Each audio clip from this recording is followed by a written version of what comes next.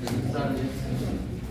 El día de hoy vamos a conversar sobre fármacos analgésicos. También los pueden ustedes tratar como analgésicos opioides. Lo que vamos a tratar lo tienen ustedes allí. Es una agenda un poquito larga, pero no hay forma de cortarla, a menos que hemos pasado por alto los conceptos que creo son de importancia para poder entender bien el tema. Hipnoanalgésicos, tal como uno puede intuir por lo que escucha en el término, tiene mucho que ver con lo que es dolor.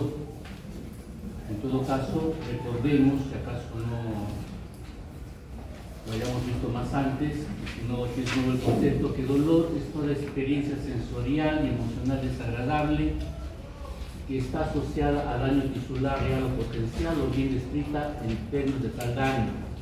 En buena cuenta, pues, el dolor es una sensación que indica un riesgo, un peligro, un daño. Pero también, si el dolor persiste y no hay remedio disponible para alterar su causa o manifestaciones, el dolor puede ser una enfermedad en sí misma. ¿Qué quiere decir esto? Que el dolor lo podemos conceptuar como un síntoma, una manifestación asociada, como ustedes pueden ver, a algo que está causando algún daño. Eventualmente, cuando no es posible realizar esta asociación, el dolor por sí mismo podría ser considerado como una enfermedad. Conceptos importantes para el manejo del dolor, dado que en la actualidad ya inclusive en los hospitales tienen unidades de tratamiento del dolor, que suelen ser manejadas básicamente por los anestesiólogos. Y en todo caso, recordemos que nocicepción consiste en la detección del daño tisular y está asociado a receptores capaces de poder captar precisamente esas señales de peligro o de daño, que puede estar tanto a nivel somático como a nivel visceral. A partir de ahí entonces se genera la transmisión de un mensaje a través del sistema nervioso que permite tener en sí lo que es la sensación de dolor, que vendría a ser la respuesta a la nocicepción. Esta percepción o esta respuesta al dolor está generada en el sistema nervioso central, médula espinal y cerebro. ¿Okay? Para que haya dolor, ¿tiene que haber nocicepción? No necesariamente. Uno puede percibir dolor sin haber estimulado receptores nociceptivos. ¿Okay? Es un principio entonces a tenerlo muy en cuenta.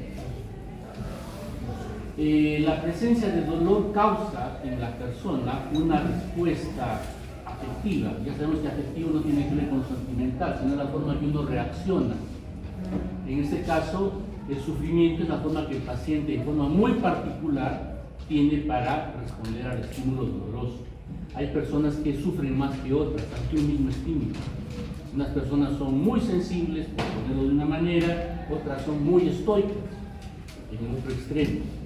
Cada persona reacciona de forma diferente. Su sufrimiento ante el dolor será diferente, y esto será necesario también considerarlo cuando ustedes manejen personas que están sufriendo dolor. Finalmente, todo esto conlleva a que el paciente o la persona desarrolle una conducta frente a lo que es precisamente todo aquello que signifique la posibilidad o la sensación de dolor. Estos conceptos entonces pueden ser muy importantes cuando uno maneja a una persona que está sufriendo dolor, ya sea como síntoma o en un extremo también, como dijimos, enfermedad. Para el manejo del dolor, además de lo que hemos mencionado, también es bueno considerar otros aspectos. Los aspectos fisiopatológicos, por ejemplo, nos van a centrar en hacer un buen diagnóstico. Y al hacer un buen diagnóstico podemos hacer un buen manejo, un buen tratamiento. Entonces, a partir de dolores nociceptivos, es decir, que lo podemos percibir cuando se activan receptores del dolor, podemos diferenciar dolor somático nociceptivo o dolor visceral nociceptivo. El primero, cuando los receptores son activados y son los que se encuentran a nivel de piel, músculos, articulaciones, vale decir aparato locomotor.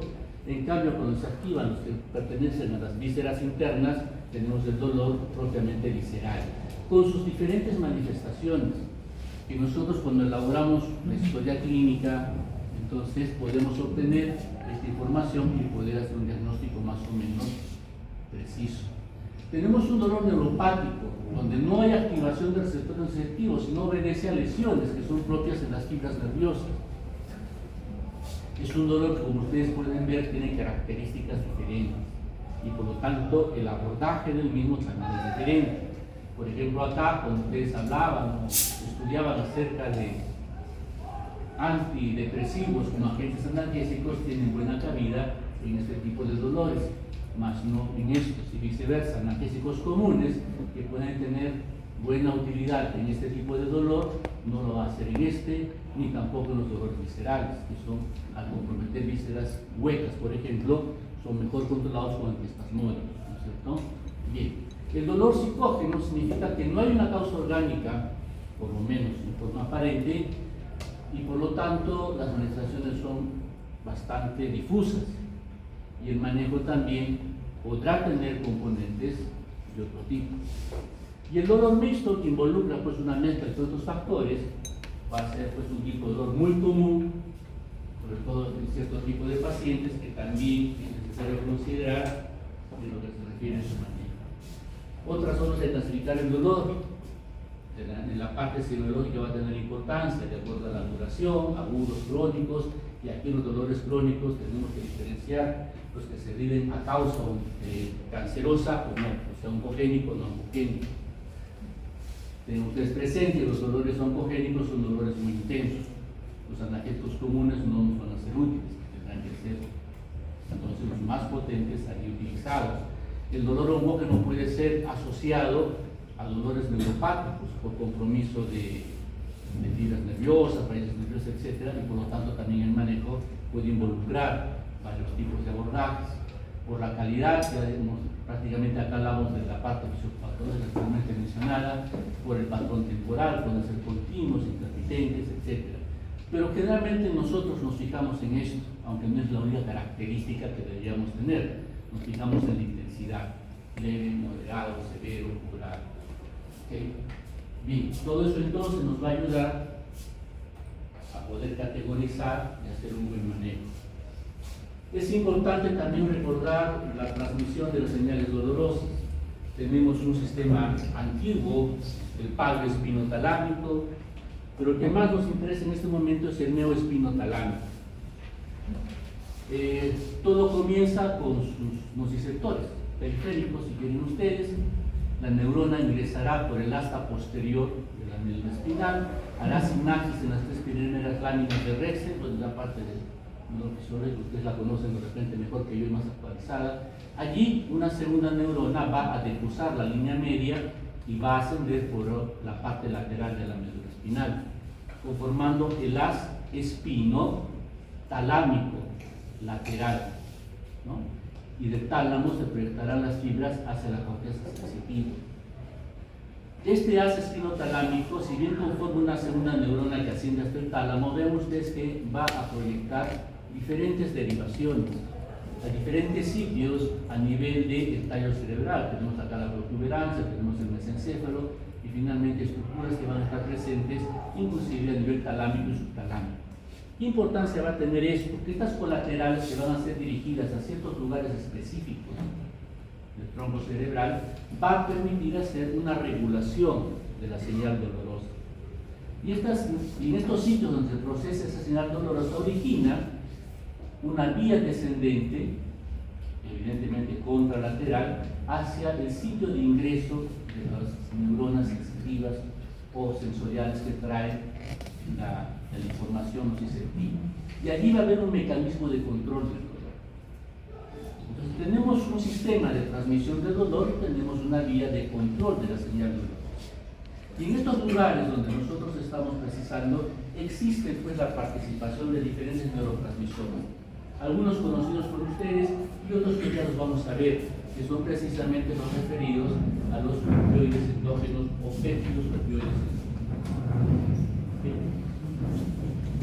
Para precisar algunos conceptos de repente que son interesantes, tenemos acá, pasamos, nos fijamos en la parte más periférica, donde están los receptores del dolor. Tenemos pues la presencia de receptores que van a captar señales químicas, mecánicas o térmicas. Esto ahora está bastante bien, digamos, determinado, me imagino que lo han visto las clases correspondientes, sino acá la diapositiva tiene información que les puede ayudar para comprender. Vean ustedes que se van a generar potenciales en base a flujo de iones sodio-calcio que van a generar señales que van a transmitirse por los nervios correspondientes. ¿Okay? Estas mismas terminaciones sensitivas pueden ser moduladas por agentes sensibilizantes, o sea, ante la presencia pues, de diferentes situaciones que van a producir dolor, pueden producirse también condiciones que van a ayudar a sensibilizar estas terminaciones para captar o generar señal dolorosa. Muchas van a estar en relación con activación de la proteína quinasa C o proteína quinasa A, vale decir, vía de calcio-calmodulina o adenosiclasa, que por lo general van a regular qué cosa, tanto a los receptores del dolor como también a canales de sodio, lo que va a facilitar la generación de potenciales de acción y con esto transmisión de señales dolorosas. Y esto también nos puede ayudar a entender cómo actúan algunos analgésicos aquí, desensibilizando las terminaciones nociceptivas. Ya estamos ya a nivel ahora de médula espinal. Cuando la neurona sensitiva hace sinapsis con esa otra neurona en la lámina terrestre.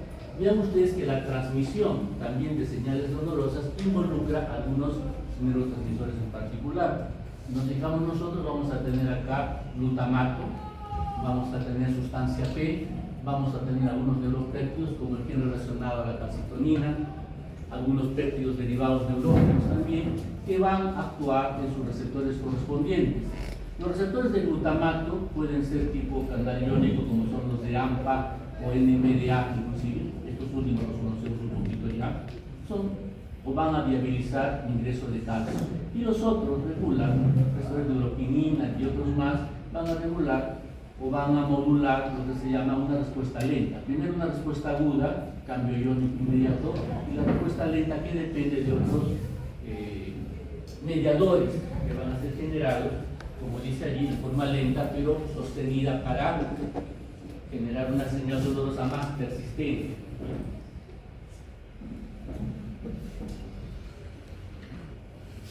Y aquí tenemos también la posibilidad de diferentes sustancias que van a modular en forma inhibitoria la transmisión. Que no solamente tenemos señales que facilitan, tenemos otras en esa vía descendente, digamos que ya estamos en el ingreso hasta posterior, que pueden inhibir las señales dolorosas. Y esta es una particularidad de nuestro sistema nervioso, porque si estuviéramos sometidos en forma, digamos, sin descanso a una señal dolorosa, pues sería incompatible con nuestra vida diaria. Por lo tanto, también necesitamos nosotros que se module el ingreso del dolor, y de ahí viene pues esa vía de regulación del dolor. Y ustedes van a ver acá sustancias conocidas como noradrenalina, como GABA, tanto para receptores tipo A como tipo B. Acá tenemos que incluir inclusive serotonina, y aquí también vamos a incluir los péptidos opioides endógenos. Tenemos todo un sistema de control del dolor, tanto en forma presináptica como en forma postsináptica. Entonces ahí es donde nosotros podemos encontrar también explicación cuando decíamos que clonidina, por ejemplo, a través de receptores alfa-2 presinápticos podría tener fetaquilanagésica, o como aquellos otros agentes antidepresivos que podían modular a través de receptores presinápticos noradrenérgicos o serotonérgicos, también podrían modular la señal dolorosa. Estamos viendo aquí cómo realmente participa. Claro que hoy día en particular nos vamos a fijar en lo que son los opioides endógenos. Bueno, ya tenemos un poquito más de precisión algunas otras vías que están allí participando, especialmente para lo que es la sensibilización, o sea, la manera en que podemos modular el ingreso y transmisión de señales, donde a nivel de médula espinal. Entonces ahí también ustedes van a encontrar un término bastante socorrido para explicar la acción de algunos analgésicos. Analgesia a nivel central, desensibilizan la transmisión a nivel central, pues de alguna manera podrían estar participando en esta vía.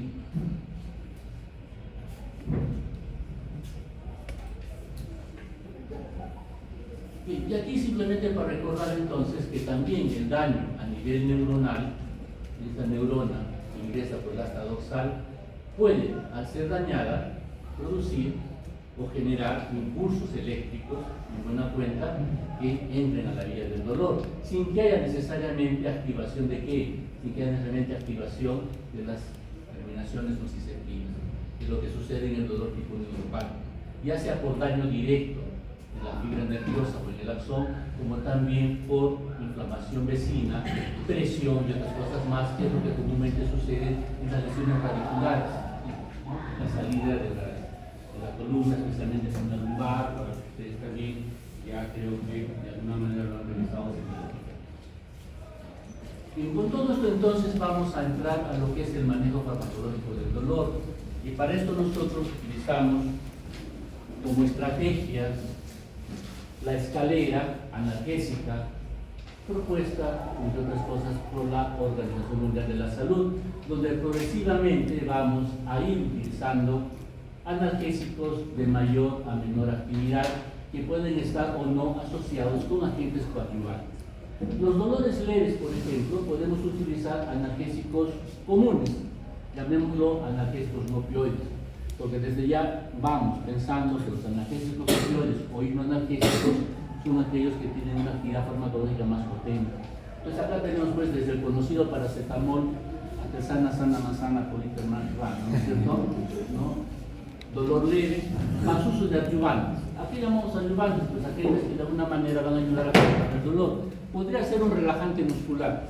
Pensemos pues en una contractura, producto de un sobreesfuerzo físico, haciendo actividad deportiva y una contractura, duele, damos un analgésico común y nos asociamos con un relajante.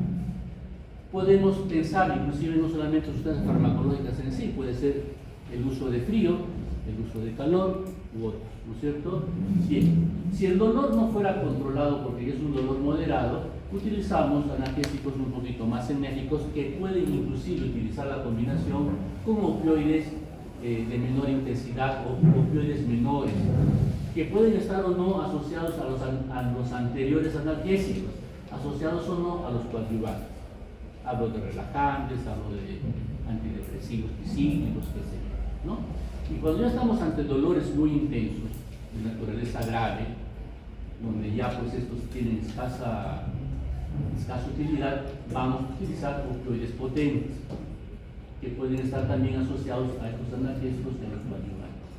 Analgésicos de uso común, acá podemos considerar analgésicos opioides moderados o menores, y acá analgésicos opioides potentes más todos los anteriores. Y cuando esto falla, entonces ya habrá que tomar otras consideraciones. Y en ese caso ya no utilizamos la escalera, sino utilizamos el ascensor farmacológico. ¿Okay? Pasamos del sótano hacia las vías, a las formas más, efectivas para hacer control del dolor, donde no necesariamente tenemos que hacer la escala secuencial, 0, 1, 2, 4, 5, sino podemos pasar de frente del 1 al 5. Controlamos el dolor y luego podemos regresar a los anteriores. ¿Sí? Entonces nosotros vamos a estar hoy día hablando más o menos a este nivel. Analgésicos opioides, débiles en todo caso, como tramadol, codeína, pueden estar asociados a aspirina, paracetamol, hablaremos de morfina, o en todo caso de otros también, ustedes han visto que se usa mucho en el hospital como el fentanilo, y luego tenemos ya otros medios ya que escapan de nosotros.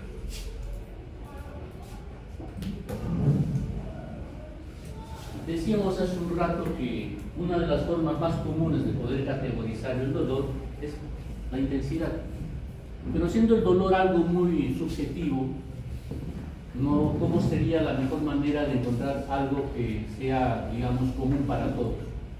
Entonces, la escala análoga del dolor es lo que suele utilizarse. Desde una escala numeral, ¿no? 0 sin dolor, 10 para el dolor máximo que puede recibir el paciente. Y cuando son niños utilizamos caritas, ¿no? O personas analfabetas podría hacer el uso de caritas. Entonces, generalmente, como ustedes pueden ver, un dolor leve está entre el 2 y el 4, 4 y 5 es un dolor moderado, ya un 6 y 7 es un dolor fuerte, y ya más del 8 encontramos un dolor muy fuerte, o ya inclusive insoportable. Entonces, esto indirectamente nos puede ayudar a decir, estamos ante un dolor que el paciente dice que es 2-3, lo podemos resolver teóricamente con un analgésico común, digamos paracetamol. Hablamos de un dolor moderado a fuerte, de repente utilizar una combinación de analgésicos, utilizar un opioide leve o menor, como es la codeína o tramadol, y si es muy fuerte, utilizar morfina u otro medio. Entonces, de alguna manera, esto nos ayuda también a objetivar. Hay diferentes trabajos, tesis y todo, que ustedes pudieran revisar con un poquito más de calma, más interesados.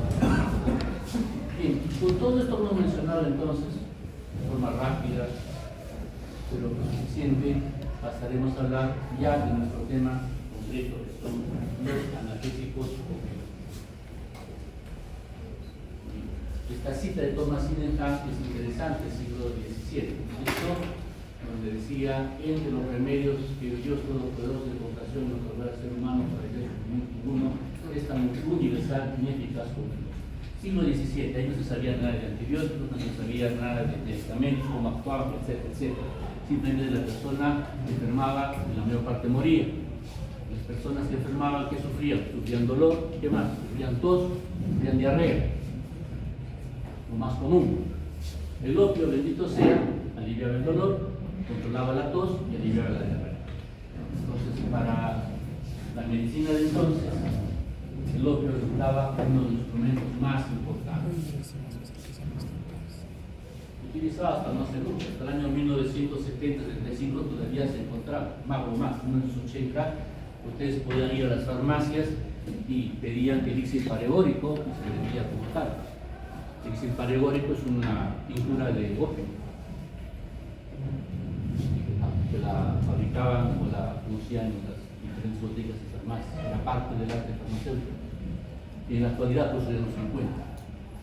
Para aliviar la diarrea tenemos algunos derivados precisamente de los opioides. Para alivio de la tos tenemos muchos que son derivados de opioides. De analgésicos, bueno, no hablemos mucho del asunto porque ahí están los que vamos a ver. ¿Qué son los analgésicos opioides? Pues son alcaloides y derivados semisintéticos del opio, también fármacos sintéticos y péptidos endógenos que interactúan con receptores opioides. Todo eso es considerado como analgésicos opioides. Hasta el año 1974 no se sabía de la existencia de receptores opioides, pero sí se sabía que los derivados del opio aliviaban el dolor. Para ese entonces ya las teorías farmacológicas eran plenamente vigentes, es decir, para que haya un efecto farmacológico se necesita que haya un receptor. Y si hay una sustancia que alivia el dolor, tiene que haber un receptor correspondiente, ¿no es cierto? Entonces, a esos años se encontró los receptores opioides, muy bien. Pero si hay receptores, ¿cuáles son sus ligandos? Entonces, a partir de eso también comenzaron a descubrirse los opioides de todo. Estos analgésicos opioides o hipnoanalgésicos tienen esta característica. Además de producir analgesia, alivio del dolor, producen sedación y sueño, hipnoanalgésicos. Pero esto se asocia a dos características muy importantes. Generan tolerancia y dependencia física, es decir, son adictivos. Y a partir de ahí entonces tenemos que considerar que el uso de estas sustancias debe ser lo suficientemente cuidadoso y juicioso para aliviar al paciente y evitar estos síntomas. Lo cual ustedes verán o comprenderán al final de la clase que para el manejo de ciertas condiciones suele no ser de tanta importancia, porque está por encima de la calidad de vida del paciente. Bueno, los péptidos opioides endógenos son considerados en sí mismos como opioides. Y ustedes pueden ver que la lista no es muy corta: endorfinas, dinorfinas, encefalinas, nociceptina, morfanina, que es la última que se ha descrito en los años 80. Son péptidos, son derivados de proteínas precursoras que comparten algunas características en común, como en la parte N-terminal, estos aminoácidos, ¿no? Tirosina, glicina, fenilalanina, leucina y a veces metionina, excepto la orfanina o nociceptina, que tiene origen en el lugar de tirosina para el principio, pero lo hace bastante común, lo que quiere decir que que el sitio donde se unen en el receptor es bastante común a todos estos. Las endomorfinas es otra clase de opioides endógenos, tienen una secuencia diferente y son agonistas receptores MOP. ¿Y qué son los receptores MOP? Entonces ya hablamos, porque vamos a hablar ahora, lo que sí es más importante, de los receptores opioides, los cuales tradicionalmente eran designados como mu delta tau y actualmente se designan, pero ahora la tendencia es a hablarlos como receptores de tipo MOP, DOP, tau. Todos estos receptores de opioides endógenos son receptores ligados a proteínas G, es decir, como han visto las figuritas, atraviesan 7 veces la membrana celular y tienen capacidad de interactuar con proteínas G de diferente generación de mediadores o de segundos mensajeros. Para los interesados, pues vamos a tomar el examen de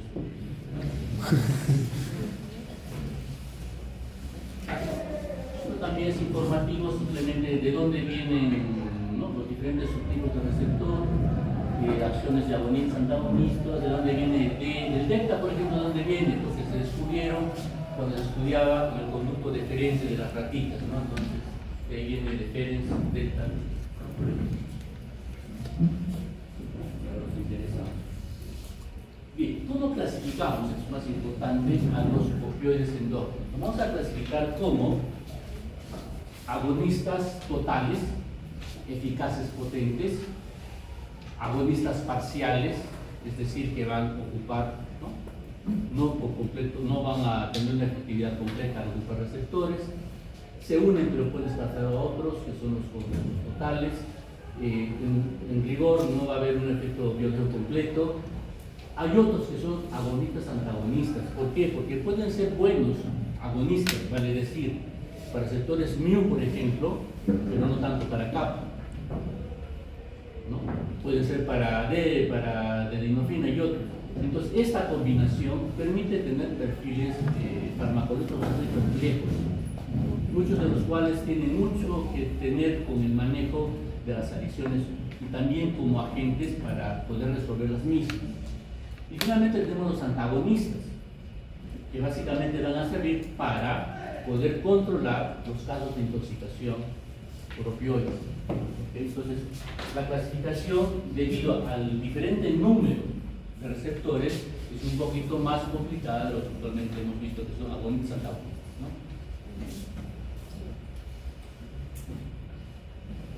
El mecanismo de acción involucra acciones presinápticas como posinápticas. A nivel presináptico, cuando el agonista opioide ocupa el receptor presináptico, va a tener como característica bloquear los canales de calcio. Al no ingresar calcio, ¿qué va a pasar? No se fusionan las vesículas que contienen los neurotransmisores. Y por lo tanto, al no fusionarse con la membrana acá sináptica, no se liberan estos mediadores. Entonces, la acción presináptica significa inhibición de liberadores de mediadores. ¿Por qué? Porque eso va a bloquear canales de calcio. Pero también tenemos receptores opioides que son posinápticos. Y en este caso, lo que va a hacer principalmente la activación del receptor posináptico es regular la permeabilidad al potasio. El potasio va a salir, por lo tanto el interior de la siguiente neurona va a ser más negativo, y al ser más negativo se depolariza y por lo tanto va a inhibir la transmisión de potenciales excitatorios, potenciales de acción, lo que significa en otras palabras que haya transmisión, en este caso de qué, de señales sensitivas. ¿Okay? Entonces, consideramos entonces que el mecanismo de acción de los opioides, y por lo tanto de los fármacos inmunológicos, es a nivel presináptico y a nivel posináptico. Presináptico, impidiendo la liberación de neurotransmisores que van a estimular las señales dolorosas, y a nivel posináptico, impidiendo que haya transmisión. ¿Okay? Un buen resumen es lo que tenemos. Ahora, la acción de estos opioides característicamente ahora se sabe que puede ser a nivel periférico, o sea, inclusive en las terminaciones nociceptivas, a nivel espinal, en la puerta de entrada del dolor, y a nivel supraespinal, es decir, a nivel talámico, inclusive cortical. Ustedes van a ver, ¿no? Las acciones de los opioides son a nivel 3 niveles: periférico, espinal, supraespinal. Porque uno podría pensar antes que solamente era a nivel espinal, en la puerta de entrada, con la activación de las señales reguladoras del dolor que descendían hasta el ingreso del asa dorsal, ¿cierto? Pero no, se sabe que también ahora ocurre a nivel periférico, a nivel de receptores nociceptivos y también a nivel de tálamo y corteza cerebral. Y lo que es importante que a nivel periférico tiene mucho que ver con las células que conforman las vías inflamatorias. Es decir, acá tenemos macrófagos, tenemos linfocitos que liberan o tienen receptores para opioides endógenos. Entonces, desde allí ya hay un sistema regulador del dolor. ¿Sí? Entonces, esto significa que nuestros opioides, nuestros analgésicos, van a tener pues, actividades variadas importantes que juiciosamente utilizadas nos van a llevar a hacer un buen manejo del dolor. Pero por el otro lado también tenemos, como efecto indeseable, lo relacionado con los fenómenos de habituación que conducirán finalmente el sistema nervioso central a lo que son las adicciones. Pues aquí también se ha visto que todo el sistema de arrestinas y otros mediadores, bueno, otros sistemas de control, de sensibilización y desensibilización de receptores tienen lugar a nivel del sistema nervioso central, que pueden estar involucrados con respecto a las respuestas a corto y largo plazo a los opioides en esas vías y en esos centros correspondientes, ¿no? En nuestro medio, el problema de la adicción y manejo por opioides es mínimo. El problema es cocaína, ¿cierto? Y en mucha menor proporción la marihuana, el cannabis. Pero en Estados Unidos y Europa la adicción por heroína y otros derivados opioides es importante. Entonces allí, desde sus libros inclusive van a encontrar capítulos completos para que tratan sobre el manejo del paciente que es adicto y su manejo con respecto a la adicción por opioides. Bien, el opio, recuerden ustedes, es el látex que se extrae de la cápsula de la adormidera, de la amapola, que se ha secado, o sea, se ha dejado secar y luego se ha triturado. Ese polvo es el opio. A partir de ese opio, uno extrae diferentes alcaloides, sustancias orgánicas, de naturaleza básica, ¿no es cierto? Entre los diferentes alcaloides, porque son un montón los que tiene el opio, el más importante es la morfina, y es el patrón, si quieren ustedes, de los diferentes hipnoanalgésicos. La morfina va a tener acciones en el sistema nervioso central y también a nivel periférico, sobre todo a nivel de músculo liso y algunas glándulas. Pero a nivel del sistema nervioso central es lo referente a lo que más nos interesa. Y ahí ustedes van a encontrar que el principal efecto es la analgesia. La morfina como tal es uno de los más potentes analgésicos y va a tener un pronunciado efecto, como ustedes pueden ver allí, está bien descrito, en el componente afectivo del dolor, ¿no? Recuerda lo que tiene que ver con el sufrimiento. Bien, se dice, por ejemplo, que el paciente con dolores intensos y que recibe morfina siente el dolor. Está. Tengo dolor, ya, pero lo tolero, lo soporto. Entonces es una característica importante. Digamos que cuando el dolor es muy intenso, la morfina de repente no lo va a anular, no lo va a resolver. Pero la forma en que el paciente reacciona es totalmente diferente. Hay cierta indiferencia, entre comillas. El paciente puede tener una sensación de euforia, menos frecuentemente disforia, o sea, de malestar. Y esta disforia se dice, la va a sentir el paciente, uno, cuando no tiene dolor, y dos, cuando se expone inicialmente a estos derivados opioides. Esta sensación de euforia y bienestar es la que de alguna manera está relacionada con las adicciones, ¿no? A principios del siglo XX en el Perú, en Lima concretamente, había los fumaderos de opio, ¿no? La gente iba allí a fumar opio, de alguna manera pues a aislar, recuperar malos momentos, características. Bueno, la sedación, hipnoanalgésicos producen sedación, inducción del sueño, un sueño de fácil despertar, y puede haber interrupción de los patrones crónicos del sueño, especialmente el sueño de movimientos rápidos. La morfina y otros hipnoanalgésicos pueden ser proconvulsivos, lo cual significa tener cierto cuidado. Característicamente son depresores respiratorios, deprimen el centro respiratorio, y la disminución de la capacidad respiratoria se da especialmente en la frecuencia respiratoria. De tal manera, como verán posteriormente, el paciente intoxicado por morfina u otros hipnoanalgésicos puede tener una frecuencia de 4 o 6 a diferencia de las 16 a 18 que puede ser una frecuencia normal. Es una práctica muy importante. El otro aspecto resaltante es la miosis que produce.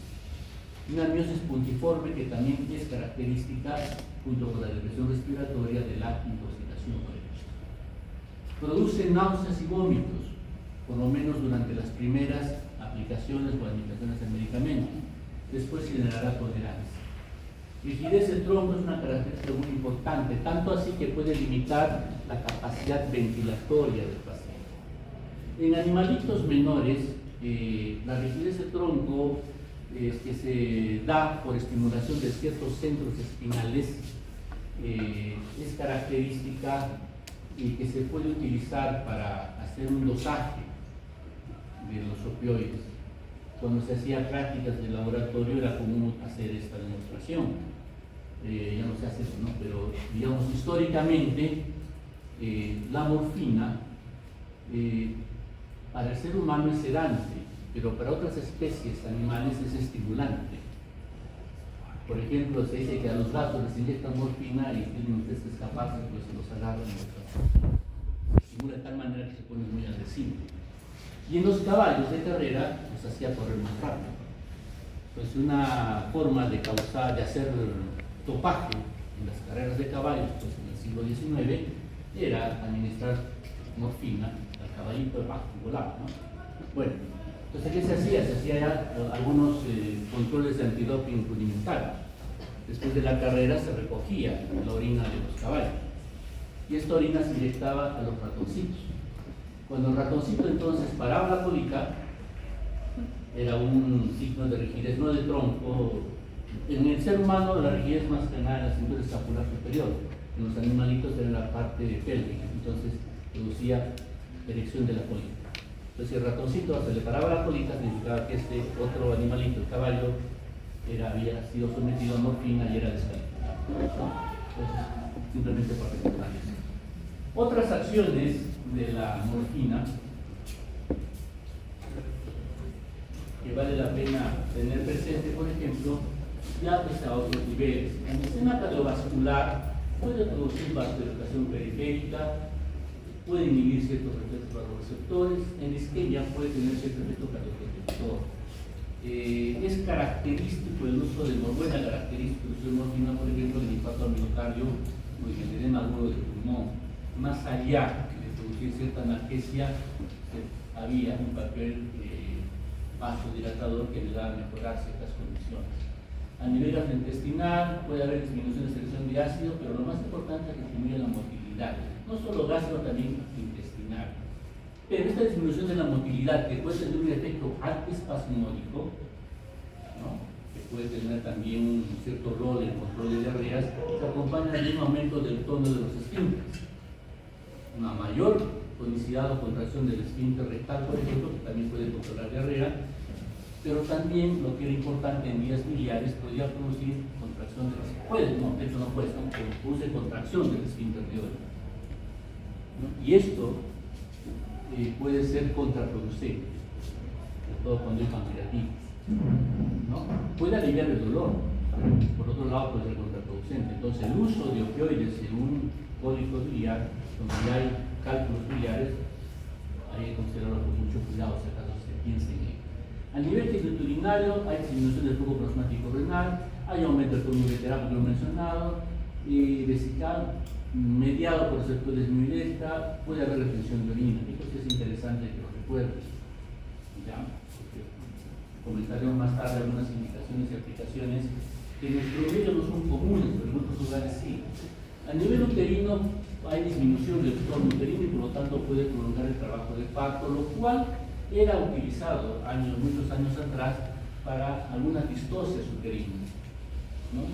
El problema es que si bien aliviaba el dolor en la madre y podía terminar regulando la contractilidad uterina, era que al pasar al feto producía depresión respiratoria. Y esta depresión respiratoria podía condicionar accidentes en el recién nacido, por lo tanto, ya no es una aplicación que se dé, por lo menos para opio derivado. A nivel neuroendocrino puede alterarse algunas hormonas que se dan a nivel hipotalámico y hipofisiario. A nivel de piel, es característico que produzca aumento de la sudoración, piel roja, del paciente, escozor, por liberación de histamina. En el sistema inmunológico hay ciertos cambios, y acá lo interesante es que estos cambios que se pueden dar son antagonizados con naloxona, que es el antagonista de los opioides. Pues habría un papel regulador, inclusive de la respuesta inmune, que pudiera estar venido a menos en quién, en las personas que son adictas. Y la prueba está ahí, que pueden ser antagonizados por el antagonista de los opioides. La morfina es un alcaloide de tipo antracénico, pero o sea, tenemos las palabras 3 anillos escénicos ligados, acá está la parte amino, que es la parte básica, y vean ustedes que tiene 2 residuos OH, o sea, tiene cierta polaridad, no es totalmente hidrofóbico, perdón. Entonces eso determina que si bien su distribución es amplia y también su absorción es buena por casi todas las vías, llega lentamente al sistema nervioso central. Es decir, esta polaridad determina un pasaje lento, pero va a llegar. Tanto así son sus acciones correspondientes, analgesia y todo lo demás, ¿cierto? El metabolismo es hepático, como ustedes pueden ver, por ocupación en estos lugares, en el hidroxilo 3, en el hidroxilo 6 y en ambos. Lo que es interesante es que el glucurónido 6, o sea, cuando acá añade sodio glucurónico, tiene actividad analgésica, persiste la actividad analgésica, por un tiempo mayor al tiempo de vida de la misma morfina. Entonces, cuando el paciente recibe morfina a largo plazo, parte del efecto mantenido es debido a la persistencia del glucurónido. Lo que resulta todavía más interesante es que el glucurónido 3 más bien produce dolor. O sea, a pacientes que le dan morfina y el alivio de dolor no es como ustedes esperarían. De repente, por la actividad en esos pacientes, con la actividad del glucurónido 3, por decirlo normal, lo que termina, lo que dice acá, el efecto paradójico. ¿Okay? La eliminación en la orina de los glucurónidos correspondientes. Hay circulación enterohepática, en el sentido que los glucurónidos pueden pasar a la bilis, y la bilis, por acción de la flora bacteriana, hidrolizar y ser absorbidos intestinalmente y dar el círculo sanguíneo, ¿cierto? Lo que determina una persistencia del organismo y efectos también que pueden ser más o menos prolongados. Si bien la morfina es el principal analgésico, tenemos otros. La codeína, que es otro alcaloide derivado del opio, ¿no? Tenemos oxicodona, digamos de los más conocidos, codeína, meperidina, oxicodona, morfina, fentanilo. Los otros los utilizan poco en nuestro medio. Vean ustedes que hay se puede lograr cierta equivalencia de dosis. ¿Ya? Entonces uno puede manejar la dosis en el paciente y obtener un efecto analgésico más o menos equipotente. Claro, los que son de menor potencia requieren dosis muy altas que ya van a limitar con ciertos efectos especiales, por lo tanto no será conveniente. Y en todo caso la intensidad del dolor de la acción analgésica puede ser suficiente. Pero de alguna manera es posible combinar, sobre todo aquellos que son más o menos potentes, como sería oxicodona, meperidina y morfina. Entonces esta tablita de alguna manera les puede ayudar, ¿no? Por ejemplo, vamos a ver morfina. 30 miligramos de morfina serían equivalentes a 300 de meperidina y podrían ser equivalentes a 200 de codeína. Algo así. Entonces en el manejo del dolor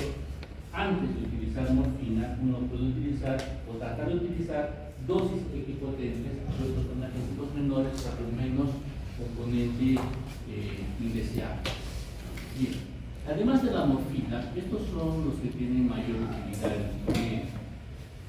Codeína, tramador como analgésicos de baja potencia, petidina o meperidina como un componente muy parecido en potencia a la morfina, fentanilo y oxicolona como agentes más posibles. En particular el fentanilo ustedes lo utilizan mucho en cirugía, en la inducción de la anestesia como analgésico general. Son hipnoanalgésicos, recuerden ustedes, por sedación, analgesia, y mediante una administración sostenida pueden mantener un estado analgésico de un tipo más o menos prolongado. La codeína, decíamos, es uno de los tantos alcaloides que tiene el opio. El efecto analgésico se debe a que en el organismo se va a transformar en morfina por acción del CYP2D6. Por lo tanto, hay una eficacia más en relación a la vía oral y parenteral. Cuando vamos por vía parenteral, evitamos el primer pasaje por el hígado. Cuando vamos por vía oral, al pasar por el hígado, transforma en morfina, que es el contrario de analgesia. Entonces, digamos, hay esa pequeña ventaja. Pero ustedes, debido a que saben de que hay polimorfismo en cuanto a la expresión de las diferentes formas de citocromo, puede haber cierto porcentaje en la población que no exprese CYP2D6 y por lo tanto la administración de codeína no va a tener valor analógico. La codeína también tiene propiedades antitusivas. Este efecto antitusivo se logra con dosis que son 10 veces menores que la analgésica por un lado, y por otro no dependen de transformarse en morfina. O sea, hay receptores en el centro de la tos que evitan codeína y no requieren de su transformación en morfina. La vida media de la codeína, 2-4 horas, puede ser importante para recordarse que se puede dar de 3 a 4 veces al día. La codeína por lo general se da asociada con paracetamol, se da asociada con ácido acetilsalicílico en diferentes combinaciones. Cuando ustedes pasen por las unidades correspondientes de oncología o de dolor, las rotaciones, hablarán de analgésico tipo 1, analgésico tipo 2, analgésico tipo 3. El analgésico tipo 1 y tipo 2 suelen combinar codeína con diferentes cantidades de paracetamol. Bueno, el tramador es un análogo de la codeína, es un compuesto totalmente sintético, comenzó a utilizarse a partir de los 80. Es un débil agonista de receptores mu, que es el receptor opioide, ¿no? Pero parte de su efecto analgésico se debe a que inhibe la recaptación de noradrenalina y serotonina. Como mencionamos en una lámina anterior, verán entonces que esta parte también es importante para el efecto analgésico. Por vía oral, su biodisponibilidad se acerca al 75% y tiene un metabolito activo que ayuda a prolongar su efecto analgésico. ¿Okay? Sus concentraciones plasmáticas máximas a 2 horas, tiempo de vida medio a 6 horas.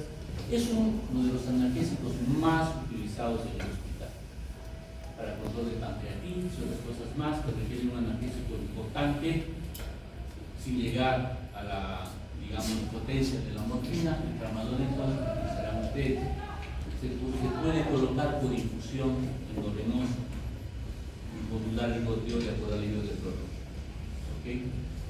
Tiene todos los efectos esenciales propios de los opioides, además de otros propios de la misma del tramador. ¿No? Dentro de los efectos propios de los opioides está pues el estreñimiento, la inducción de vómitos. Los más propios están que paradójicamente producen dolores intensos de cabeza, o cefaleas intensas. Como es análogo a codeína, es útil en dolor leve a moderado. Se utiliza en las distocias del parto porque no produce depresión respiratoria importante en el neonato. Es lo que ha reemplazado a la morfina o a la meperidina en la analgesia de parto. Aún así, ya no se utiliza. La petidina o meperidina es un analgésico importante, potente, de receptores opioides. Es de menor potencia que el opio. Hablamos de potencia farmacológica, es decir, la cantidad de medicamentos, pero en cuanto a actividad o acción sobre los receptores, es un analgésico potente. Tiene un problema, que tiene un metabolito, la norpetidina, que es tóxico, neurotóxico. Y esta norpetidina o normeperidina tiene un tiempo de vida medio largo. residual, es decir, tiende a acumularse. Por esta razón, entonces, no se usa petirina o meperidina para el manejo del dolor crónico. Es decir, en un paciente con cáncer no van a utilizar petirina. ¿Por qué? Porque su uso determinaría acumulación del metabolito tóxico con las complicaciones correspondientes. ¿Dónde van a utilizar petirina entonces? En dolores intensos pero de corta duración. La petirina es uno de los analgésicos más utilizados pues, en tiempos de guerra. ¿Cierto? Morfina, petirina, están entre los preferidos, que son para tiempos cortos. Algunos procedimientos en la neuroleptoanalgesia, por ejemplo. En la neuroleptoanalgesia uno combina, entre otros, petirina o meperidina con un neuroléptico, y eso proporciona un grado de sedación y analgesia consciente que permite, digamos, aliviar el dolor del paciente con cierta indiferencia. Los efectos adversos: estreñimiento, retención urinaria, depresión respiratoria, la sedación, convulsiones, son todos comunes entre los opioides. La petirina tiene interacciones importantes con inhibidores de la monoamina oxidasa. Entonces hay que evitar su uso conjunto. Dextrometorfano es un derivado del isómero dextro, es uno de los antitusivos más utilizados. El isómero levo, el levometorfano, es una medicación opioide de alta potencia. Vean simplemente la diferente orientación en el espacio funciona efectos inhibe la repartición de estrogeno entre otras cosas, lo cual va a tener efectos importantes en cuanto a la respuesta del paciente. El fentanilo es un agonista mu, 100 veces más potente que la morfina. Se puede administrar en parches. Al ser más potente se puede utilizar en infusiones muy diluido, porque va a tener una amplia utilidad, sobre todo en la anestesia conducida por el paciente, la analgesia, conducida para el paciente. Cuando el paciente cursa con cuadros dolorosos muy intensos y en esa escala moderada, en esa escala del dolor, ¿no?, secuencial que uno sigue, puede encontrar ya momentos en que el doctor requiere medidas más, digamos, complicadas. Entre las posibilidades está la infusión mediante bombas de analgésicos, como el fentanilo. Otras veces se puede colocar un catéter intratecal, ¿no?, donde el paciente por sí mismo se va dosificando la cantidad de acuerdo al dolor que sienta del analgésico. Esa es la analgesia conocida por el paciente. Un catéter subcutáneo, un catéter endovenoso, un catéter intratecal. El paciente siente el dolor, se inyecta un poquito. Entonces, como el fentanilo es muy potente, uno puede utilizar diluciones grandes, de tal manera que producimos efecto analgésico y si el paciente se da un poquito más, no corremos el riesgo de que caiga en intoxicación. ¿Okay? Esa es la ventaja de ser muy potente y utilizar, digamos, diluciones importantes. Los psicodona es otro derivado muy utilizado, sobre todo en pacientes de manejo de cáncer u otros estados dolorosos de manejo. Podrían ser inclusive en un paciente con osteoporosis una fractura de una vértebra a nivel dorsal o cervical, ¿no? Colapso de la vértebra produce dolor, una fractura patológica, dolor de inmovilidad. Entonces, allí los psicodonas, sin llegar a la morfina o fentanilo, puede ser útil para controlar. Bueno, es un derivado semisintético. En realidad va a sufrir otra formación hepática como simorfona, que es muy potente, agonista de receptores mu o MOR. Su reacción de efecto explorador es glucuroso. Químicamente tiene muchas semejanzas con morfina. De ahí porque inclusive sus glucurosos son prácticamente similares. Bien, indicaciones de los opioides en general. La analgesia, pues, es la condición sine qua non, ¿no es cierto? Edema agudo de pulmón, una indicación clásica, creo que ahora ya no es tan importante como se utilizaba antes. En la medicación preanestésica, en particular el fentanilo, sulfentanilos, temas derivados correspondientes. Manejo de tos y diarrea, los opioides en sí ya no. Para la tos, el dextrometorfano; para la diarrea, la loperamida. ¿No? La loperamida en particular actúa sobre receptores opioides en el tracto intestinal, y de esa manera disminuye la motilidad, aumenta el tono de los esfínteres y hace el control de la diarrea. Finalmente, es posible encontrar intoxicaciones no solamente pues, en personas que hacen abuso de opioides, sino también en personas que hacen mal uso del mismo por cuestiones de analgesia o también porque el mismo personal médico no hace bien la indicación o hace bien el manejo. Entonces, ¿qué es lo característico del paciente intoxicado? En primer lugar, la depresión respiratoria. Como dijimos, a predominio de la frecuencia respiratoria. Frecuencias respiratorias muy bajas son características. La miosis es también uno de los signos. Aunque se menciona que si el paciente está en hipoxia importante, puede haber midriasis, una midriasis reactiva. Se describe, pero bueno. El estupor o coma del paciente, la depresión del sistema nervioso central, puede ser tal que el paciente esté estuporoso, suave, coma inclusive. Puede haber concomitantemente otras manifestaciones asociadas al uso del analgésico, podría ser un problema hepático secundario a acetaminofeno, puede haber falla renal, puede haber inclusive falla muscular, ¿no? Y otras manifestaciones asociadas, pero lo básico del paciente intoxicado es la depresión respiratoria, la miosis y el compromiso del sistema nervioso central. No solamente estupor, inclusive convulsiones, ¿no? Pueden buscar señales de pinchazos, ¿no?